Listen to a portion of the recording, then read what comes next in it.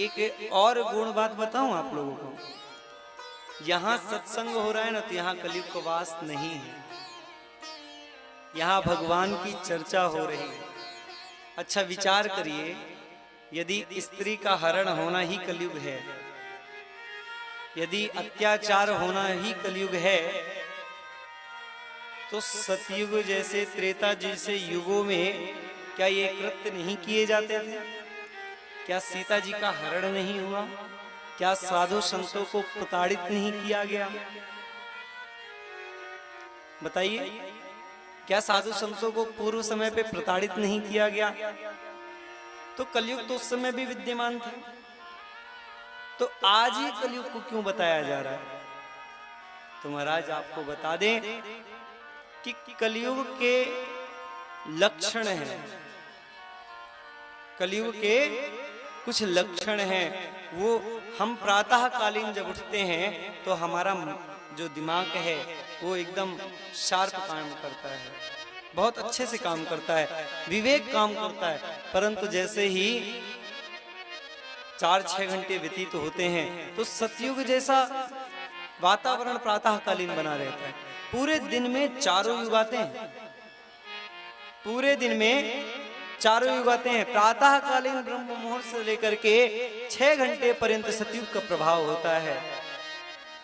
फिर दूसरे प्रहर पे 6 घंटे जब जोड़ेंगे तो वहां त्रेता और फिर द्वापर और फिर जो है चौथे चरण में मतलब रात्रि के का समय पर कलयुग का प्रभाव होता है। जैसे ही कलयुग का प्रभाव होता है तो महाराज जी देखिए जाकर के मंदिरालयों में भीड़ लग जाती है। ये कलयुग का प्रभाव है। और जहां पास सत्संग होता है वहां कलयुग नहीं हो सकता। जहां पास ज्ञान की बातें हो, जहां पास सत्संग हो, भगवान की चर्चाएं हो, वहां कलयुग नहीं हो सकता। जहां पास ये 4 चीजें विद्यमान रहेंगी वहीं पास कलयुग विद्यमान रहेगा। इसलिए व्यक्ति को चाहिए कि इन 4 चीजों से बच करके रहे। जितना बच के रहेगा, मैं गारंटी देता हूं महाराज कि आपके जीवन में कभी दुख नहीं आएगा। यदि अगर आपने 4 चीजों से बच लिया,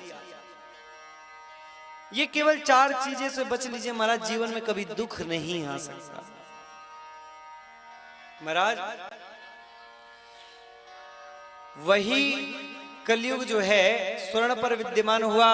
राजा के मन में इच्छा हुई कि आज चलो खजाना देखते हैं क्या क्या खजाना है। वही स्वर्ण का मुकुट जो चमचमाता हुआ था वो उन्होंने धारण किया। जैसे ही धारण किया तो उनके ऊपर भी कलयुग सवार हो गया। क्यों सवार हो गया? स्वर्ण क्या चोरी का था महाराज? वो हरण करके लाया गया था, जीत करके विजय प्राप्ति करके लाया गया था। क्योंकि पूर्व समय पर जब राजाओं को ध्वस्त कर करके और वहां से लौटा जाता था तो विजय के रूप में उनका कोई निशानी लाई जाती थी, तो वहां से वो मुकुट लेकर के आए थे। वही जरासंध का मुकुट जो लेकर के आए थे उन्होंने धारण किया, और धारण करते ही परीक्षित के सर पर कलयुग सवार हो गया। और कलयुग जैसे ही सवार हुआ महाराज तो सीधे जाकर के विचार किया कि आज हम शिकार खेलने जाएंगे। रथ तैयार करो, घोड़े तैयार करो। सैनिकों को आदेश दिया, घोड़े तैयार करके सीधे जंगल की ओर प्रस्थान कर दिए। जब जंगल के लिए प्रस्थान किए महाराज तो सारे लोग आगे आगे जा रहे हैं, बीच में परीक्षित महाराज जा रहे हैं और कुछ सेना जो है पीछे जा रही है। जाते जाते उनको पता ना चला कि मैं कहां पहुंच गया, और सब अस्त व्यस्त हो गए। कोई इधर पहुंच गया, कोई उधर पहुंच गया। परीक्षित जी भी रास्ता भटक गए हैं। महाराज जब रास्ता भटक गए तो परीक्षित जी व्याकुल हो गए प्यास से। प्यास लगी, जब पूरे जंगल में प्यास के लिए पानी नहीं मिला, पीने के लिए पानी नहीं मिला, तो वहां पास एक आश्रम बना हुआ था। उस आश्रम में जाकर के परीक्षित महाराज प्रवेश करते हैं। आश्रम में देखते हैं तो कोई दिखता नहीं। एक संत जी बैठे हुए हैं, साधु जी बैठे हुए हैं, और साधु जी अपनी तपस्या में लीन है। तपस्या में लीन देख करके उनको आवाज लगा देते हैं, महाराज गुरुदेव कोई है, कोई मुझे जल पिलाएगा। जब वहां आश्रम में देखा तो कोई सुनने नहीं आ रहा। तो जब परीक्षित ने देखा कि वहां पास तो साधु जी विद्यमान हैं, अंदर जाकर के देखा तो ध्यानस्थ बैठे हुए हैं, तो उनको लगा कि हो सकता है कि इनको पता चल गया होगा कि राजा आ रहे हैं, राजा आ रहे हैं, तो उनके स्वागत सत्कार में थोड़ी बहुत व्यवस्था करनी पड़ेगी। इसके डर के कारण ये जो है समाधि लगा करके बैठे हुए हैं। महाराज जैसे ही देखा कि समाधि लगा करके बैठे हुए हैं, क्रोध आ गया। बोले अरे ये मेरे डर से, मुझे जल पिलाने के डर से समाधि लगा करके बैठा हुआ है। महाराज वहीं पास एक मरा हुआ सर्प पड़ा हुआ था, उस मरे हुए सर्प को उठा करके समीक ऋषि के गले पर उन्होंने डाल दिया। धनुष को ते सर्प को लीनो भूप उठाए, समीक ऋषि गल देश में दीनों ते ही लपटाए। समीक ऋषि गल देश में गले पर लपटा दिया महाराज।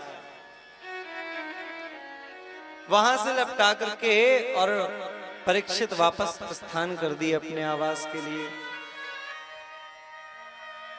और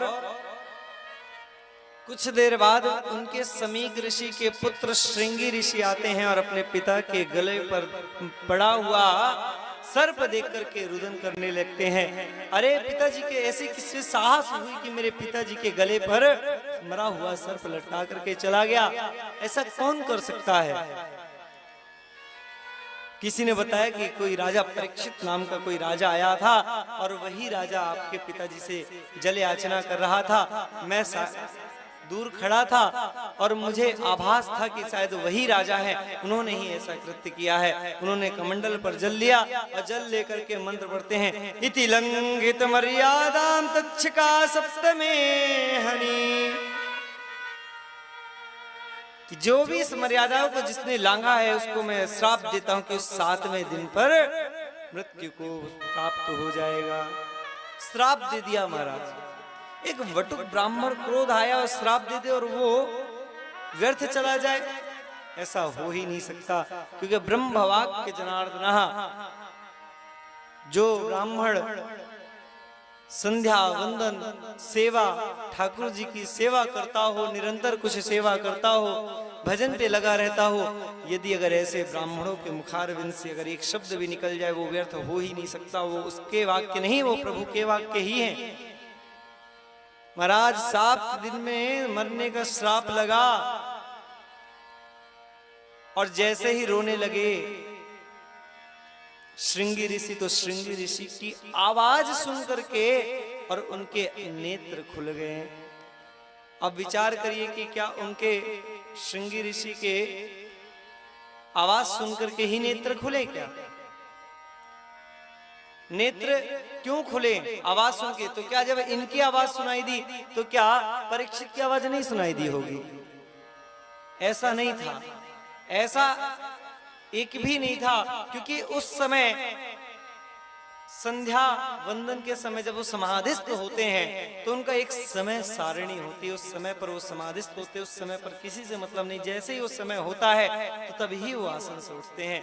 तो वहां पास कोई अगर ये विचार करे कि नहीं वो अपने पुत्र मोह में रुदन सुन करके उनके नेत्र खुले, ऐसा नहीं है। समीक ऋषि इतने धर्मात्मा थे कि वह